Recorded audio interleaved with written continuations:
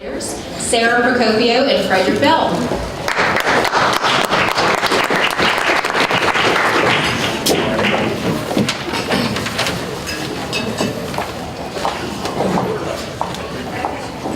All right, can everyone hear me okay? Good. Good afternoon, everyone. My name is Frederick Bell. I am a sophomore majoring in mass communication, Manship, and political science.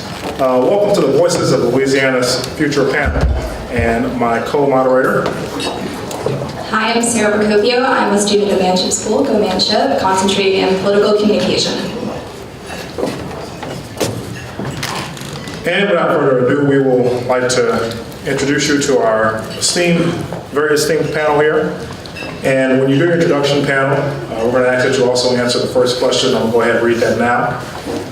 How do you feel you're represented by the people elected in your district? And you can start. Let's see. You want to start, all right? So my name is Trey Nelson. I'm originally from Baton Rouge. I'm a senior at Northwestern State University. I'm with the Louisiana Scholars College, Cary. And then, is that a little bit better? Yeah. I'm a senior at Northwestern State University, the Louisiana Scholars College. I'm currently the president of the Student Government Association, and I'm the current Mr. Northwestern State University. I think we're represented well by the senator and congressman. So Congressman Representative Cox and Senator Long come to our campus periodically, and I think that's really good for the student body because it's kind of difficult to engage college students with the political climate and just politics in general, because generally it's not necessarily the most exciting thing that a college student wants to do in their free time, but having those faces just periodically popping in and out kind of gives students some form of recognizing of those people and helps them stay a little bit more politically in tune. So I'd say on our campus we're decently, I think we're represented well, and the students are decently involved in politics. Thanks, moving on to Mitch Rowley. Hi, my name is Mitch Rowley, and I'm a senior at Southeastern Louisiana University in Hammond. And I also have I live and go to school in the 1st Congressional District. And let me say that Congressman Scalise actually has a district office on Southeastern's campus. And so he is right there with the students. His staff is there engaged with us every single day. As far as the legislature goes, John Lario is a Southeastern alumnus, so needless to say, we're well taken care of. But when it comes to students being engaged, I feel that on the campus they are engaged, as they are across Louisiana, as these higher education issues have come up. And I'm going to go ahead and take the liberty to tell a joke while I'm opening. And it goes back to years ago when Bennett Johnston was running for re-election. And he's talking to a sheriff about how the sheriff's going to endorse him and they're going to do all this to support Bennett. And the sheriff sits back in his chair and he goes, "You know, Bennett, if people actually cared about who we sent to Congress, they'd have voted you out a long time ago." So very much so, I think the students are engaged and we are very well represented by Congressman Scalise, Senator Alario, and our delegation over on the North Shore. Now we'll move to Mr. Darian Williams. Steeped in history with a long-standing legacy of tradition, service, excellence, and exemplifying our university's motto, where everybody is somebody, I am Darian Williams, a native of Simsboro, Louisiana, matriculating in vocal music and theater at Grambling State University, and I humbly serve as the Student Government Association President and student member to the Louisiana Board of Regents. I feel that our representatives do represent us very well. One in particular, Patrick Jefferson, who does an outstanding job advocating for the needs of not only the citizens in our district, but also for the advancement of Louisiana holistically. I guess on the point of students being involved in politics in our area, you really don't have much involvement, particularly on our campus, and we are trying to, I guess, better that point so that students can be aware of what's going on in the world and make them aware that everything that is going on is affecting them, is affecting the education. So I think that we can do a better job with kind of getting our students more equipped and more involved in politics. Moving on to LSU's own Leah Sanders. Hi everyone, I'm Leah Sanders. I'm a senior in petroleum engineering here at LSU, and I'm currently serving as the student body vice president. As far as am I well represented in this district, I'm actually from Tennessee, near Memphis, so I don't vote here. But We do have a great relationship. Student government and LSU as a whole have a great relationship with the state legislature. Obviously, we're in the capital, so they're very convenient. But I do wish that there was some change in policies to where college students, particularly out-of-state students, had more opportunities to vote for legislators that are representing them while they're here at school. Thank you. And Mr. Ben Storch, go on. Hi, my name is Ben Storch. I'm originally from Wayzata, Minnesota. Yep, sorry about the Saints last weekend. But I am currently a senior at Tulane University, double majoring in business management and legal studies. So as far as me being represented, back in Minnesota, I am technically a resident of the 3rd Congressional District, which is the rare Republican district within Minnesota, which lines up with me personally. I am the treasurer of Tulane College Republicans. But shifting back to Louisiana and Tulane specifically, there is very little political activism on campus currently after the last election cycle. Really from both sides of the aisle, it was so heated that as far as Tulane, there are environmental activists, but beyond that, politicians have kind of gone under the table, which is really something that we've been trying to work on over the last year to get that political discussion back to campus, back into the mainstream. Thank you, everyone. And next, I'm going to follow up, and especially for our out-of-state people, bringing in that perspective. So in 2016, 4 out of the 6 elections for U.S. representatives in Louisiana were won with margins of victory of 20% or greater. So you want to talk about an efficiency gap here. And I want to know if you think that there exists this ability in your district to elect someone who does better represent you or to make it more competitive. And do you feel that in Tennessee and in Minnesota, and do you feel that in Louisiana? Ben, do you want to start? Yeah, I can jump in there. So to my district, currently there is a Republican House representative back in Minnesota, Eric Paulson. Otherwise, going towards the larger state offices and the Senate, a Republican vote in Minnesota, as it being a blue state, is pretty much a useless drop in the bucket where it's not going to go anywhere. That being said, it is a blue state, that's a fact. So I wouldn't really advocate for changing the systems as in Minnesota specifically, because anything more would give the Republicans a kind of an unequal voice versus their majority. So within Minnesota, I believe the citizens are fairly well represented. Any of our Louisiana panelists want to step in and talk a little bit about the feeling of, or lack thereof, of the competitive nature of the districts here, both for congressionally and then on the Senate and the state legislature? Well, I think as far as if you draw districts in my area on the North Shore was Republican when Republican wasn't cool. And so you really can't, I don't think, draw it because it's right where the New Orleans suburbs meet the rural areas that come south into Mississippi. So in the Florida parishes, particularly St. Tammany, Washington, and Tangipahoa, I don't believe there is a way to draw a district that would be, per se, more friendly to a Democrat, simply because of the Republicans' history of dominance in the area. All right, anyone on that question, our panelists?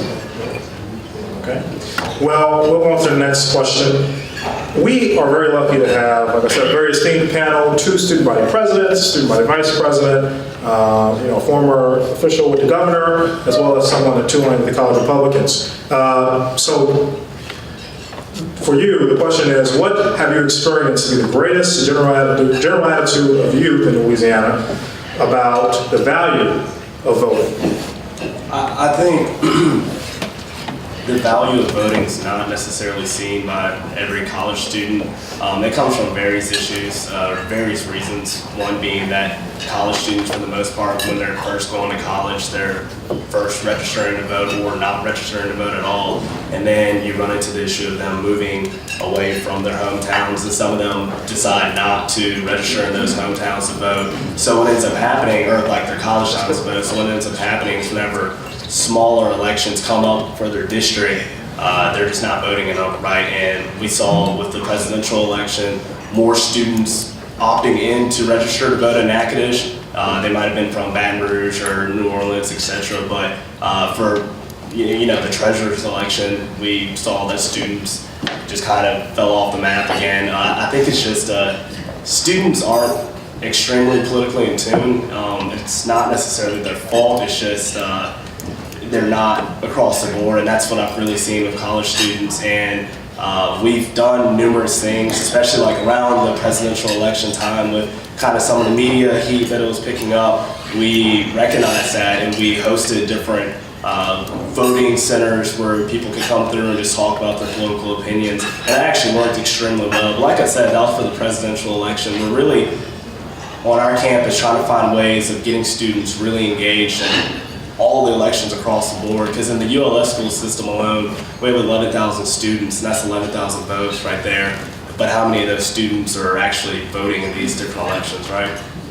And I think I'm going to echo what Trey said in that students, I think, are getting increasingly more politically attuned, especially with the climate around the presidential election. I know particularly in Louisiana with the budget cuts that have come up for the last few years, a lot more students have taken an interest in political matters. But that being said, I don't think we've seen the numbers or really the activity in the voting to see students turning out. And I mean, I can speak from personal experience. I was one of those students on the Capitol steps. Yeah, don't cut our funding. And then when I went to go work for Governor Edwards, I looked at the budget and went, oh wow, there's a lot of other things that need funding as well. So it's important, I think, for us as students to grasp the whole picture as well, especially when it comes to the state finances. And to add on to that, I guess back when the 26th Amendment was certified, it was hopes that, taking the age from 21 to 18, it would be, more youth would be interested in voting and more youth would be, I guess, engaged civically and politically. But as the years have gone by, you see a lot of youth aren't, in tune to what's going on politically. And if something happens major, that's where you have, more of an increase in students' interest of, what's going on politically. But voting-wise, I think on our campus, we do a lot of voter registration drives, and we utilize our shuttle buses to take students to their designated area to go and vote.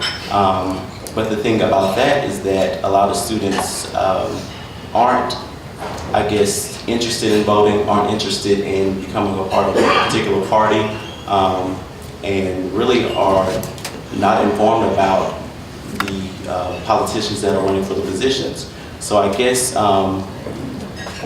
it could also be on the politicians' part, as far as being more informative to students and really hitting the high points as far as things that would affect students, I guess, during the political arena when they're campaigning.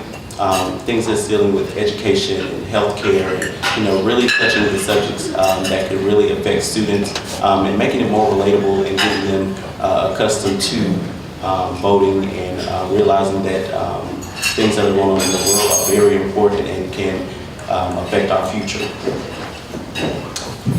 Right, so we've talked a lot, especially in that last question, about civic engagement. I know the terms like politically in tune came up with the youth, and I think we need to take a second and talk about how that's being defined. And so a lot of history has defined civic engagement as your duty to vote and to go out, but I think that especially for the young people in America and Louisiana, that term civic engagement is transpiring in some different ways than just the vote. So for instance, just activism, the protests, and you look at the examples like the Women's March, the Black Lives Matter protest, even the marches in Charlottesville, and you gotta ask, which way are the youth thinking they can have their voice heard? What's more politically effective? And so I wanna ask and take this question, do you think that the youth in Louisiana or Tennessee or Minnesota, and then in your experiences in Louisiana, maybe talk about how they're different, how are we trying to have our voices heard? Do we feel like the vote doesn't matter, the vote doesn't count, my districts are where their districts are, and they're always going to elect the same type of people? Or do you think that it needs to be coupled with you need voting and you need activism, or which side is stronger to you? Yeah, I'll jump in on that. From what I've seen both back home and down at Tulane, it really has focused on that second part, that activism. And I am kind of cutting out this last semester, last year almost since the election, because it has gone off a cliff. But before that, it was very common to have to have those protests on campus. Some people went as far as actually creating little picket signs and really bring it to that next level. The other thing that I see a lot of, the kind of modern activism, is just on Facebook. It's going either making an event for these protests or just using your personal feed to put up posts to try to drive that activism, get your friends involved. And that's really the route that I've seen my age group taking, not so much as how can we change the districts, how can we go at it from that almost more bureaucratic manner, but what can we do just pretty much on my own, whether it's going out and starting a protest or just going on Facebook and typing out a rant to try to get your friends involved. To go off of that, I feel that politics historically have kind of followed money. College kids don't have any money. So I think that's kind of, like, we feel kind of left out on that part, because I know that, you know, business owners are really involved because of taxes and donations and all that kind of thing. But I think college campuses are really overlooked by politicians because we don't usually vote, but that's a hot commodity if you can get them on your side. So I've kind of been surprised by that while being at college. I don't see a lot of politicians around. I see more because I'm vice president, but that's a very different position than most people. But I think that, kind of like what Ben was saying, we have Facebook now, so we can communicate with the whole world, and we don't maybe feel like we need politicians as much to change things, because if we make enough noise, then things are going to have to change on its own. So I think we're just kind of moving into a new era that politicians might have to get on board with and really utilize social media more than they have in the past couple of years. I think one of the really big issues facing all college students is the fact that colleges are very isolated. So when you're in your 4 to 5 to 6 year degree programs, your reality is what's around you basically. It's you wake up, you go to class, you do your extracurriculars, you go home, you wake up, you do all over again. And until you put changing denominator in that day-to-day setting, it's not a college student's. You really just don't have the time, honestly, to go out of your way and just do a lot of independent research on top of what you're already doing. So whenever we do put voter registration stations on campus, we do see students being very interested in it, but it's the fact that you have to present that to them, because most students don't have the time to go out of their way to go find things. And I found out that college students are actually extremely opinionated, right? And they do have opinions on a lot of issues that are going on in the country, specifically social policies. It seems to be the main focus of a lot of college students, but it goes back to kind of what they were saying a second ago. Like, since we're so isolated, a lot of people use resources like social media and whatnot to go to, because outside of that, they don't really have the time to drive down to the Capitol to go protest, unless it's, you know, with ULS protest day or things of that nature. But I think that's probably one of the biggest factors that's kind of blocking college students right now from being extremely engaged in politics. But I do think there is an increasing level of engagement among college students, and I think that was part of the momentum behind Bernie Sanders' campaign in the presidential election, is he did talk about issues like college affordability, and I think that's a huge issue no matter what office you run for, particularly for college students. You know, I'm 22 years old, and you're asking me to sign away a couple $100,000 of the first job I'll have. And so that is a huge issue for us. I think you also see, with the presidential election, has raised an increased awareness, particularly in politics, among college students. In the recent Senate race in Alabama, 35% of the vote was college-age students, and Doug Jones very effectively held voter drives on college campuses, brought in buses and cars to get those people to the polls. So I believe the potential is there. I think it has to be students, student government, and candidates working together to fully tap that potential, but I think it's on the upswing, and particularly with the rise of social media as well, I think you see more and more people, particularly students, getting politically engaged. So as many of you know, Louisiana has 6 congressional districts, and I reside in the 6th. And I know a lot of Democrats ask themselves, what's the point of voting in a 6th district or any other district that's not 2, because it has very little effect if you're looking to have a Democrat elected. And some Republicans in the 2nd congressional district in New Orleans and parts of North Baton Rouge ask, what's the point of voting when a Democrat's going to win? So the question for the panel is, do you think the current system of redistricting creates a polarized political climate in Louisiana. I can tell you a lot of Democrats are angry all over the state, a lot of Republicans are angry in the 2nd congressional district. So I think, like Representative Smith said earlier, you really have to watch out with packing out districts with one specific group of people, because or not just group of people, but one specific demographic of people, because what ends up happening is you lose, like you just said, you kind of lose representation in other areas if you're focused so specifically on, we need to make sure that this demographic, whether that be economic, ethnicity-wise, or whatever that demographic is being scaled on, if you're really trying to pack out a single district, you do get situations where people look up and they say, well, what difference does it make if I vote in this area because it's completely blue or it's completely red? Like, is my vote even going to make a difference? And like someone said earlier, yeah, I mean, the vote is going to make a difference. And just because it looks very polarized doesn't mean that your vote doesn't count towards anything, but getting people past that point is difficult, obviously. Much like our weather, our political climate went from two extremes, whereas in 2003, when Kathleen Blanco was elected, Democrats controlled everything and had supermajorities in both houses of the legislature. 2011, when Bobby Jindal won his second term, Republicans controlled everything and had both houses of the legislature. So if you're a Democrat in Louisiana, you have a little bit of whiplash, I think. And part of that is the congressional districts, because you went from people like Billy Tozan and such that were Democratic stalwarts representing your district to now you have very, very staunch conservative Republicans. And in our delegation alone, we've had a lot of turnover. I mean, Steve Scalise is the dean of the delegation, and that's certainly something to think about. Whereas we had a delegation that was known for longevity, people like Alan Ellender, Russell Long, I mentioned Congressman Tozan. And so I think the flip, as well, has also kind of made people step back a little bit and feel like that their vote doesn't count as much because it's changed so rapidly. And it's been very disheartening, I think, for Democrats, with the election of John Bell Edwards being the bright spot there with the statewide elected Democrat. Exactly, and to add on to that, I guess particularly speaking for college students, it's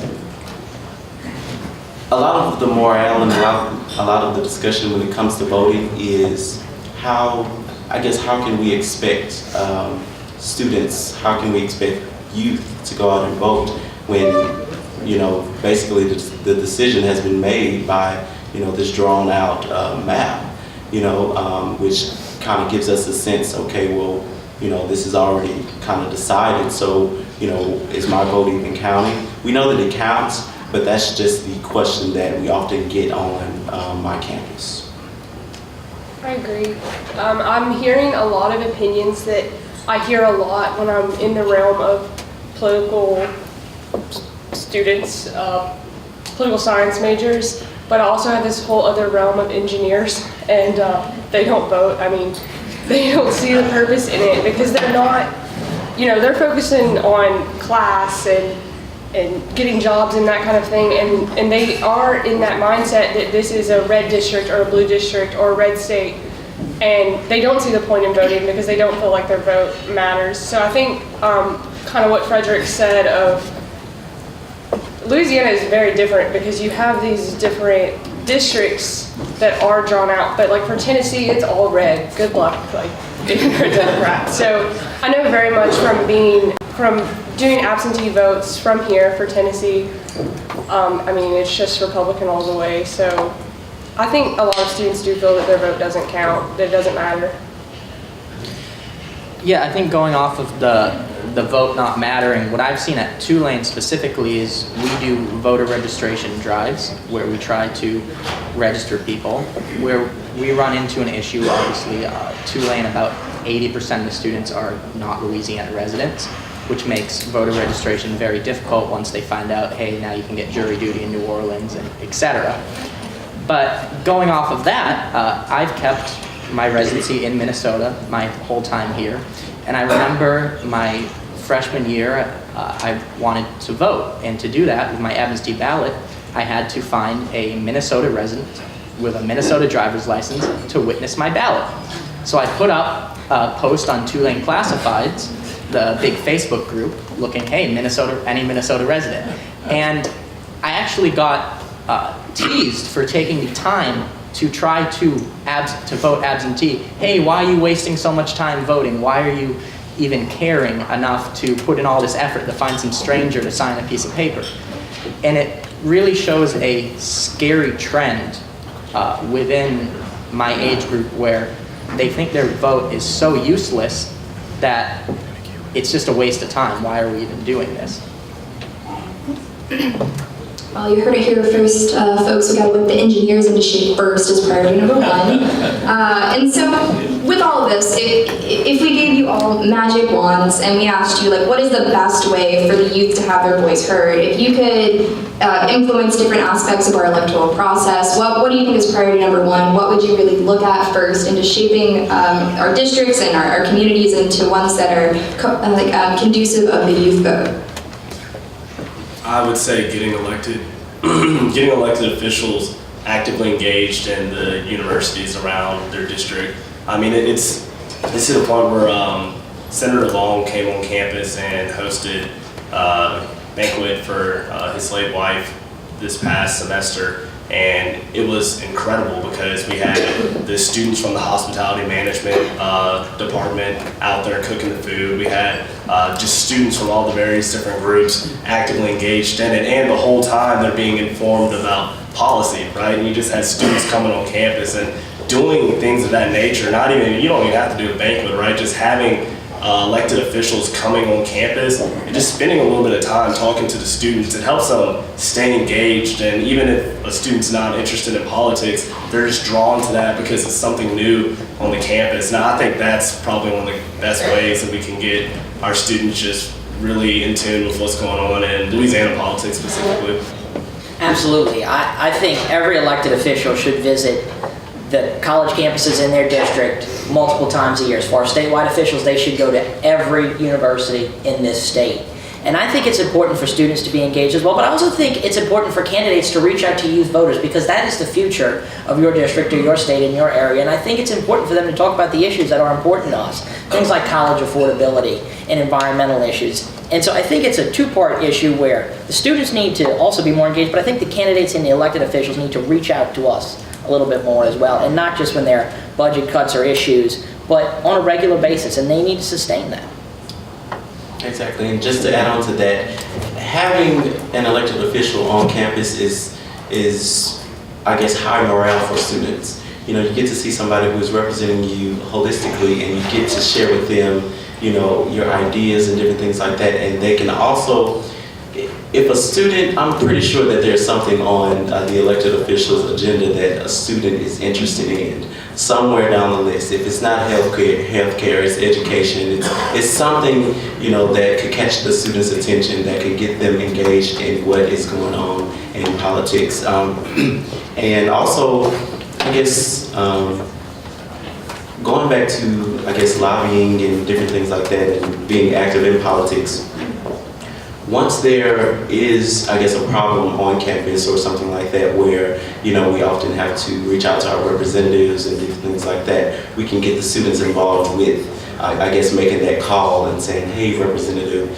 you know, this problem is going on campus. I just wanted to reach out and let you know that, you know, the students are very concerned. You know, we're concerned about the future of our university and, you know, things of that sort. So I definitely agree with what the gentleman just said about getting both the student involved as well as the elected official involved. I'd say redraw the lines, just shake it up. You know, nothing gets people involved like change. So I think there is a mindset within students that it's not going to matter if I vote or not. So if Louisiana could shift to something like Iowa where the lines are drawn up and you can even see on a map that it's much more fair and it looks fair, it seems logical. So, like, we're smart, we're in college, we know that this salamander, it doesn't make any sense.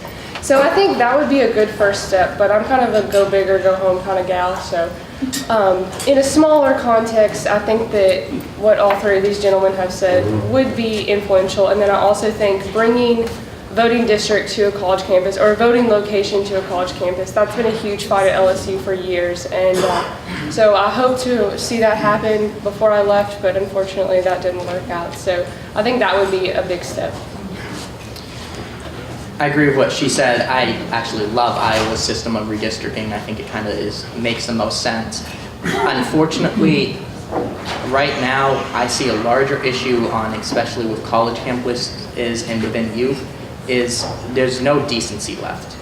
If you look back to the Berkeley speaker, which turned into full-on riots and setting buildings on fire, since then, Tulane, especially as a private college campus, has shifted to a policy where if any group wants to bring in a remotely political speaker, Democrat, Republican, they have to pay all the security. They have to so hire off-duty Tulane police officers working time and a half, hire private security, and be responsible financially for any damages to campus, which has pretty much squashed the hopes and dreams of any group, no matter, because no college organization on either side of the aisle is well funded enough to be able to basically provide fire insurance for a lecture hall. It's just too expensive. So, unfortunately though, with the current situation, that's required because there is no decency left. It's become where if you don't like something, it's acceptable to go out and riot, basically. So until we can come together as a community of youth almost and bring that decency back, it's going to be very difficult to accomplish or even start talking about accomplishing anything until we can tone it down a little bit. Thank you, panelists. And like Leah said, Leah and I serve in student government here. The fight to have a voting precinct here on campus, we're not giving that fight up. So although you're going to be gone, we're still going to be fighting, so stay tuned for that. And now we're going to have the panelists, all of our panelists are students. They're going to switch roles a little bit. They're used to asking questions, they're going to answer some. So if the audience has any questions, this will be your time to ask our panelists. I believe there's a mic going around somewhere. Professor Calmo has it. Just raise your hand and he'll bring it to you. All right? Representative Marcel? Not necessarily a question, but I heard the young lady talk about students not registering in their districts on the campuses. And that was certainly one of the things that I had worked on before at Southern University. However, we don't have to pass any legislation in order for that to happen. They could actually just change the change of address form, and they would be able to vote on campus. I think that is a great thing, especially for students that are coming from out of state, because you have a voice into the people that are representing you. And so when you don't do that, you lose that voice and that opportunity to have whatever your interest is, particularly the tuition fees and that type of thing, heard. And so I just wanted to make that comment to you. Sure, I realize I said policies, I probably meant attitude, but I think that kind of what we said about politicians coming to campus, I wouldn't know where to, I mean, I could Google it, but I wouldn't really know where to find that. If they were passing those forms out, I think that would really improve voter turnout. Okay, one or two more questions. Yes, I'm going to stand up because the young lady from LSU, I'd just like to inform you that I've many times asked to be invited to forums and what have you that you have on campus. I've yet to get an invitation. I've suggested things to your state government, your student government, to have certain forums on campus, and it's just never happened. I think that when you have things, I even offered one on healthcare, Medicaid expansion, which I did at Southern, didn't do one here. But when you look at the politicians that do represent you and they are offering to come on campus, then sometimes you do have to be invited because you never know when there are exceptions to you not being able to come. So I'm just saying to you that oftentimes you're thrown out there saying that you want to come, have forums and summits with students, and you don't see those come to fruition. The other thing is when an election is going on, there's nothing in the world that stops the student government from having a candidates forum. And they should have those every single time there is an election. But you don't see those things happening coming from even your student government. When you all run, you run and have very open kinds of forums and all kinds of different things that go on to help you get elected to student government. So I'm just asking you to also think about the fact that politicians want to be here. I've been invited, we had one Capital Regional delegation to come in before you got elected to LSU's campus to sit down and talk with students and form a Student Government Association. I think that's important. When you know who's representing your school, we should always be invited to have those conversations. But the young man who's from Minnesota, I have asked you a question. Yes. You said that in order for you to have an absentee ballot, you had to have someone verify. Yes, so the way a Minnesota absentee ballot works is it needs to be witnessed.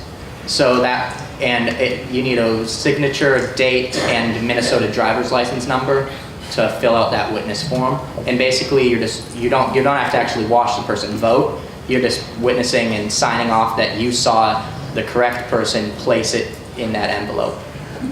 That's a law you need to change in Minnesota. There are a few. All right, thank you so much. I just want to give a big welcome to, thank you to all of our panelists who gave up their time on this freezing day to be told at 10 p.m. that it might be off, might be on, and then came back on to come give their voice and their perspective, which I think is sometimes underrepresented on a really important issue. I'd like to thank the audience for paying attention and listening to the youth voice, because these are the people in the audience who really are the influencers and the change makers and the policy makers, listening to the future influencers and change makers. So that really speaks volumes to the dedication you all have on this important issue. And then finally, I'd like to thank both Fair Districts Louisiana and the Riley Center for understanding that the shape of these districts really determines the shape of the future of Louisiana, and for these young people who are going to be in those influential positions in the future. Thank you so much.